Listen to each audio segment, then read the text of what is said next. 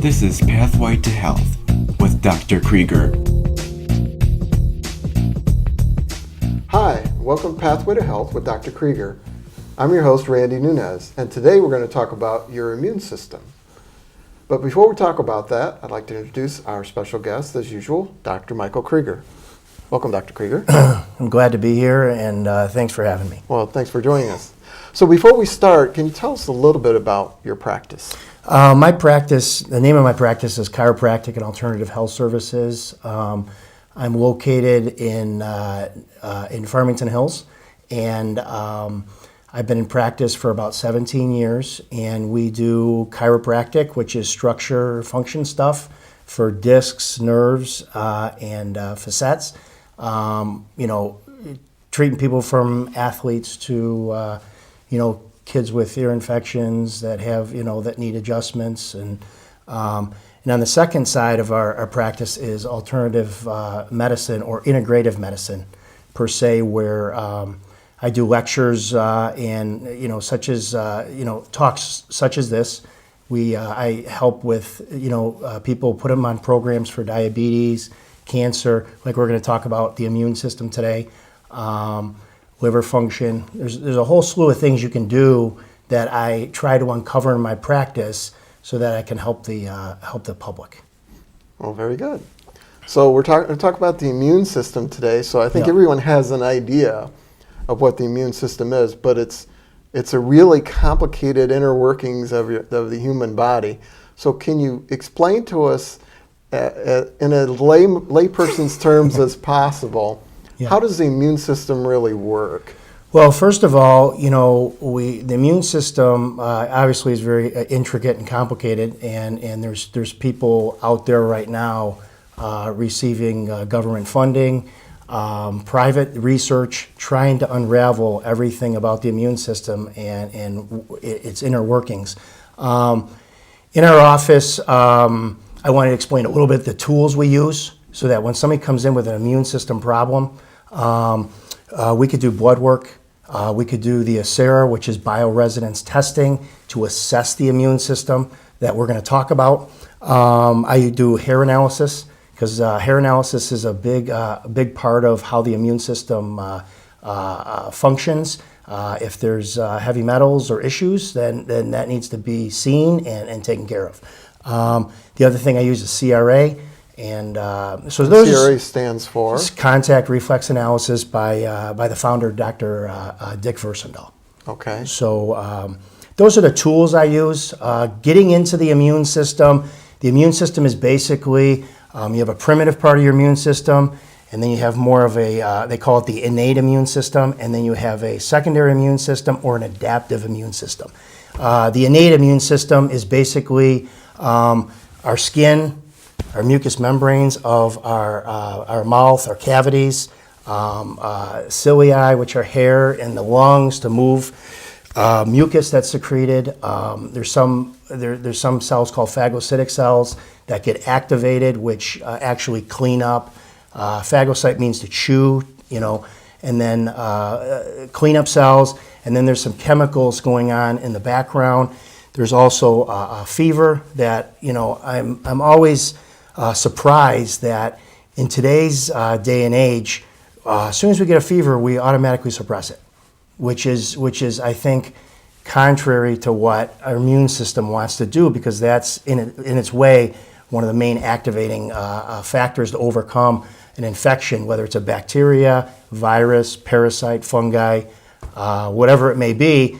It's important that we take measures to control it if it gets out of hand. But I think we got to look and see, maybe we should let this run a little bit and allow the immune system to express itself. So one of the misnomers out there that fever is bad, and it's actually part of the body's reaction to try to make things better, which is an immune system reaction. You don't want it to go too far. Exactly. But we've somehow got confused in saying all fevers are bad, and really there's only probably a smaller percentage that might be dangerous. So we might actually be fighting against the body instead of having the body work exactly. for us. And there's a when you deal with fevers, I mean, and I see them in my office or whatever, you always want to look at the child, see if the child's in distress or the adult's in distress, obviously.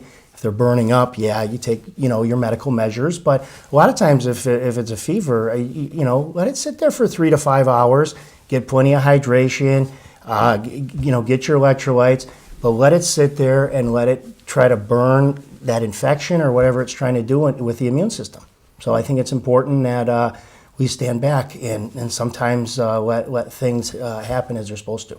So we have all these different parts of the body. Is there some kind of coordinating element around the immune system? Or well, like I said, we have the innate immune system, which is your skin, your natural barriers, your stomach acid for your foods. Make sure there's no bacteria in your foods.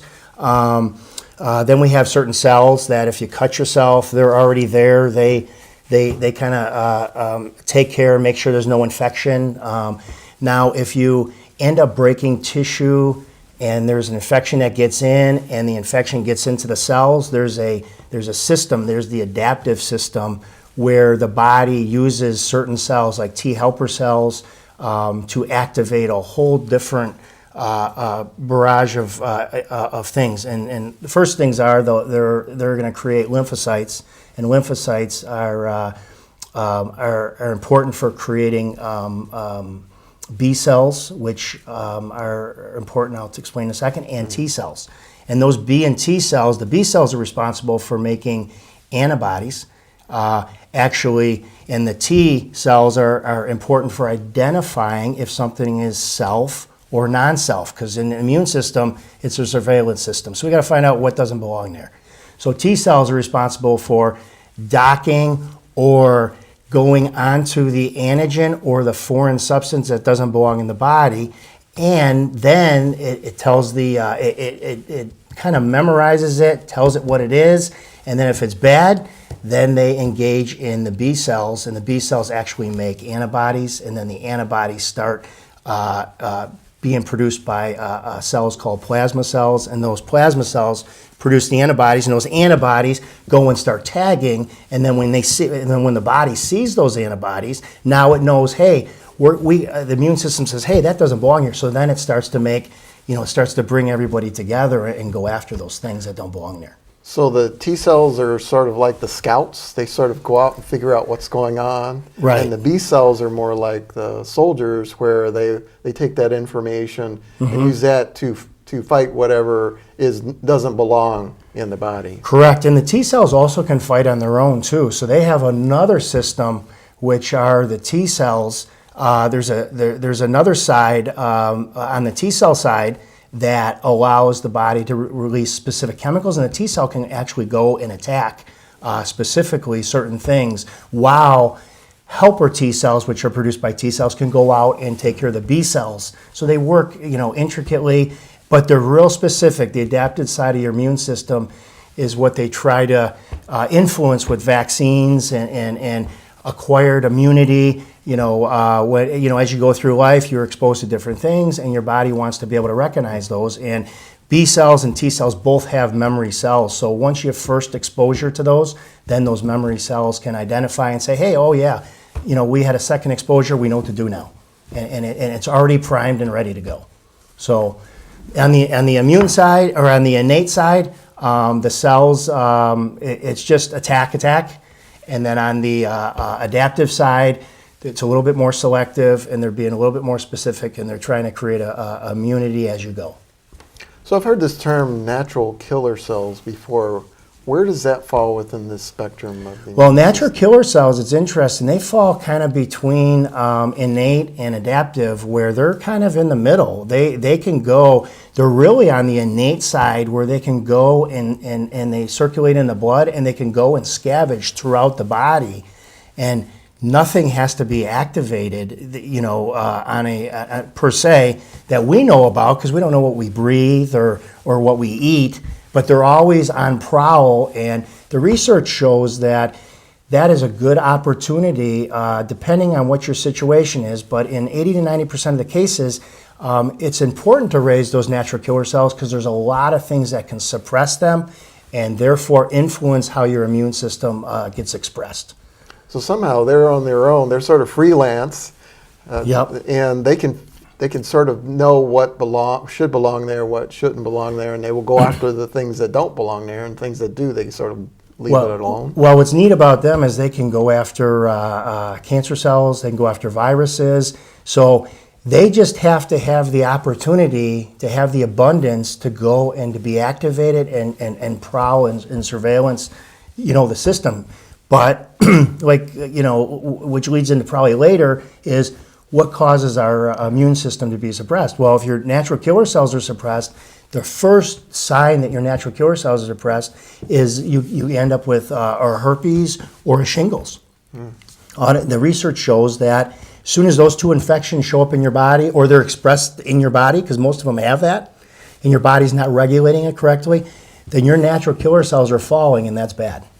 So that was the next question. So one of the questions I have is, what are some of the common problems that you deal with the immune system? Well, right now, everything's involved with the immune system. The immune system overlaps all the systems of the body. So right now, there's a lot of autoimmune diseases. There's about 50 million people in America that have autoimmune diseases, which is, it could be lupus, it could be Raynaud's syndrome, it could be Graves' disease with the thyroid, Hashimoto's disease, it could be celiac disease. There's a whole abundance of them. And the autoimmune issue is the body's attacking itself? Well, I tend to disagree with that theory, so I'm going against the grain on that. I think there's still something there initiating that autoimmune response, and it's not our own tissues. So I'm just not sold on that. So I'm more on the side of, hey, the body's doing it, it's being activated. Yeah, there might be some circumstances where you might have one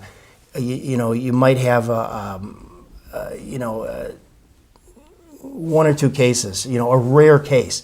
But when you have 50 million people that have autoimmune disease, there's something else going on there, and it's just not, the body just doesn't attack itself unless there's something in there that's initiating it. And allergies are a form of autoimmune? Correct. Now, I never understood how I could eat a peanut and be perfectly fine, and yet one of my daughter's neighbors, if they eat a peanut, they'll go into anaphylactic shock. And we both have basically similar physiology. Is that part of the immune system? There's a challenge there with how it operates? I think that's part of the adaptive immune system and how it was tagged, what initially was the exposure.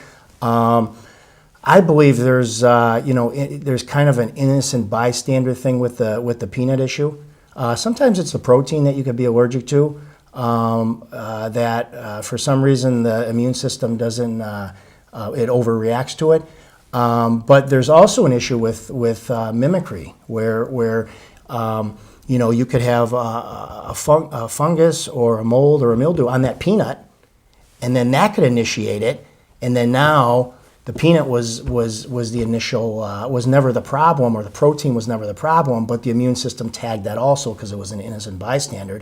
It was really a fungal problem or an issue with the mold growing on the peanut. Well, it was more of a carrier than the cause, if you will. So that has to be looked at. There's no absolutes in that, but that has to be looked at, and I think that's very contributory to the issue. Because I know if there's about 15 million people that have food allergies out there, which is a major issue. So every 3 minutes, somebody's being sent to the hospital because of some type of anaphylactic issue. There's a lot of people out there across America that have a lot of allergies, and these are the type of things that you can try to find. Locate, do a test, find out what works, see what things you should avoid. I think everybody has 4 or 5 things that they need to avoid out of their diet, whether they like it or not, and confront that. And once they know that, a lot of allergies lead into infections. People don't realize it overreacts the immune system, and now it allows a secondary infection to come in because of the primary allergy, or it's vice versa. So what are some of the signs and symptoms that the immune system is not working right? Well, as a kid, I know from my own experience as a kid, being an asthma and allergy kid, I've had over 3 sets of tubes put in my ears. So chronic ear infections, chronic upper respiratory infections, allergies, any type of allergies, the 1 or 2 things, not a big issue, but when every summer, every summer I get if you get an allergy to something and you have an allergy reaction every summer, or now it's the fall, now I get sick every fall. It seems like you get sick the same time every year. That tells me that the immune system's going awry and something needs to step in and help it. Any other kind of symptoms? Chronic headaches. Headaches is a big issue because a lot of people don't realize that, most of the time the immune system's underfunctioning and needs to go and take care of possibly a infection in the head, in the tissues or in the meninges or wherever it is. It's not all, this acute run to the hospital and then that's it. There's some things that are chronic, low grade. Chronic sinusitis is your immune system's always. Mayo Clinic came out with a study and they found that 90% of people that have chronic sinusitis have fungi in their sinus cavities.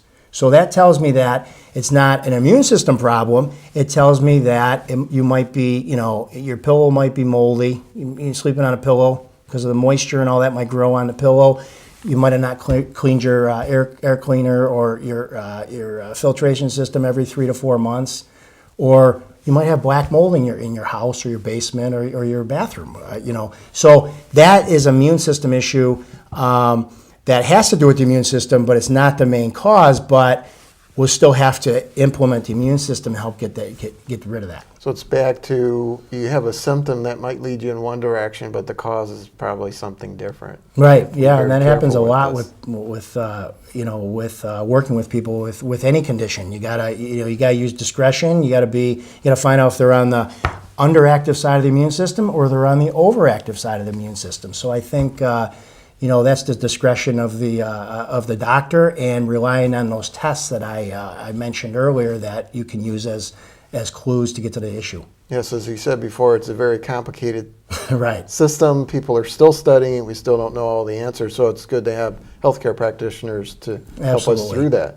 So what behaviors do we do that contribute to immune system problems? Well, the biggest thing is, and I have a slide in here, is our nutrition. I have 2 studies.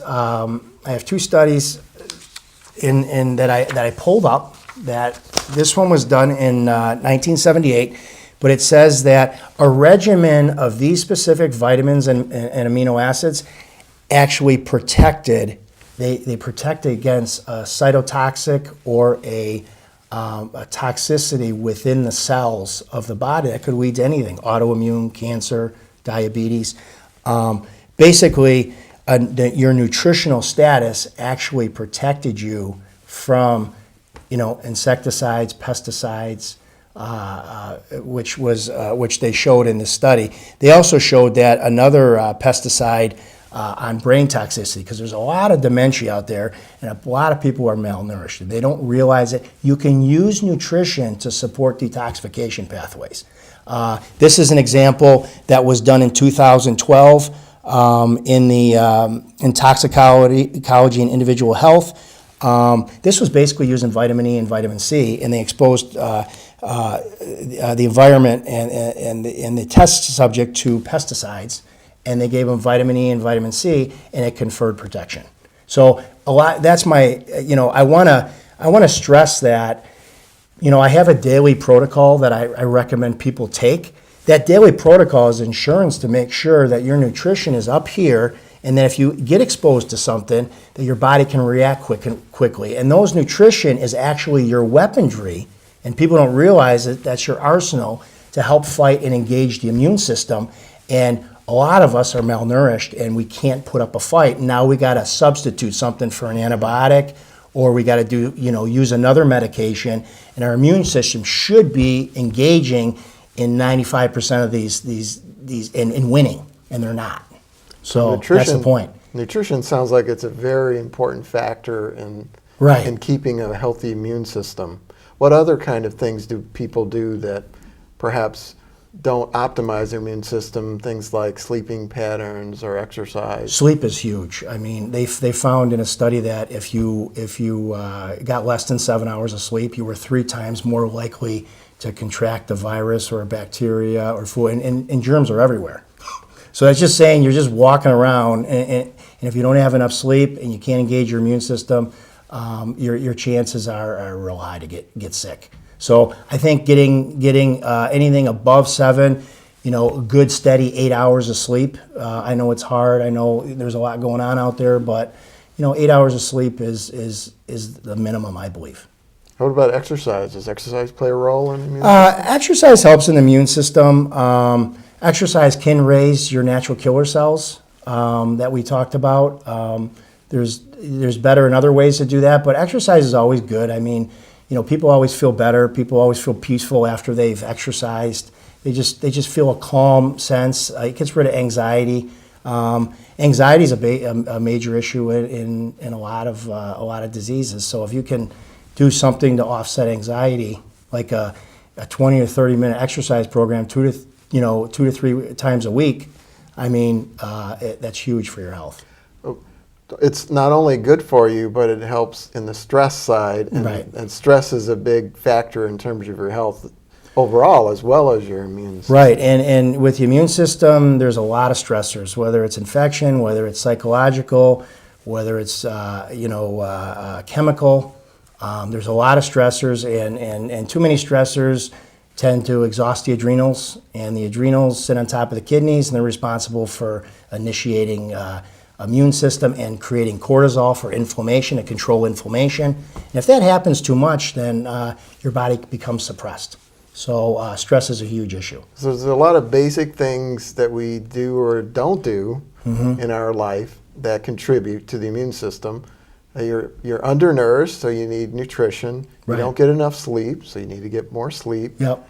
You're not exercising, so Not you need to get exercising, more exercise. And then I think stress and anxiety are big factors in terms of your emotional health as well as your physical health. Yep. And I think another one is alcohol and tobacco. The natural killer cells are made in the liver. So if you don't have a healthy liver, you can't make more natural killer cells. They're always busy handling these other things, and if you're actually stepping on the very organ that's supposed to help you by consuming alcohol and beers and wines and all that stuff, not in moderation, then you're asking for immune system problem because you have a liver challenge, and the liver is very responsible for the immune system. So it sounds like the same cast of characters over and over again. Right. Yeah. All right. So are there any, and when you talk about becoming nutritionally well, are there certain foods or certain types of things we can do from herbs or something generically that we could do to help our immune system, or are there foods or other things that hurt our immune system? So let's talk about the things we can do to help nutritionalize our bodies. Well, sugar's general, but refined sugars, cookies, candies, cakes, pastries, pastas, all those main sugars that everybody likes, it's human to like that. But the point is that sugar suppresses your immune system. They did a study, and it was interesting. It suppressed your immune system by 50%. Wow. So we might be using too much sugar. We might be consuming too many soda pops. Too much, all the things I mentioned. But it was a major issue. Any other things besides sugar that really can weaken your immune system? Well, any of our chemicals. There's a lot of chemicals in our food. The monosodium glutamates, the food additives. I'm not going to get into them all here, but food additives in themselves, anything that's bagged, packaged, if it's bagged or packaged, it's not found, on the outside of the grocery store, boxed, anything in boxes, all those foods are have to have some type of additive to stay in that package. So just be aware that if you have a sensitivity or an intolerance to those things, well, you shouldn't be doing them anyway. But unfortunately, that might be all that's available. Okay. So just be aware of that, and that's what I'm here for, is just to make you aware. Shed some light on what things I can do for your immune system. Everybody gets the scare tactic that the flu's coming. We don't know what strain it is. We got the shots ready. We've stockpiled them. I have a program, a simple program that people can follow, and I call it my,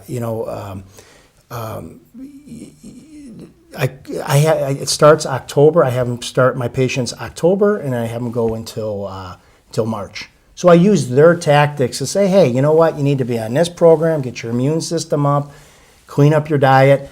I think in Michigan, we see almost 265 days of overcast, which is huge, because in Michigan, we're in the ice age here. If you look back in history, we have 4 seasons. We're in and out of seasons all the time. We don't get a lot of sun. So the sun and vitamin D is shown in the research to be very important, and we think we're getting enough. I think I got enough a couple days ago, standing on the sidelines of a football game, but I don't think we get enough. I don't think our exposure is enough. And even if we thought we had enough, go in and get it tested, because when they did a study out in California, they tested 100 people, 25% of the 100 people were bad converters of vitamin D. So that means that they couldn't even convert it because of maybe their genetics were a little bit off. And they're sitting in the sun, not getting the benefits of that. So, so that's a simple way of finding out how your immune system is. Check your vitamin D status. Increase your natural killer cells. And there's ways to do that are natural through herbal supplements, all that stuff that I provide, and I test and find out what would be best for you. Very good. So vitamin D, there are some herbals you can do. Yep. Any certain kind of foods that are better for you? Well, I tend to keep, I'm a big Dukan diet guy.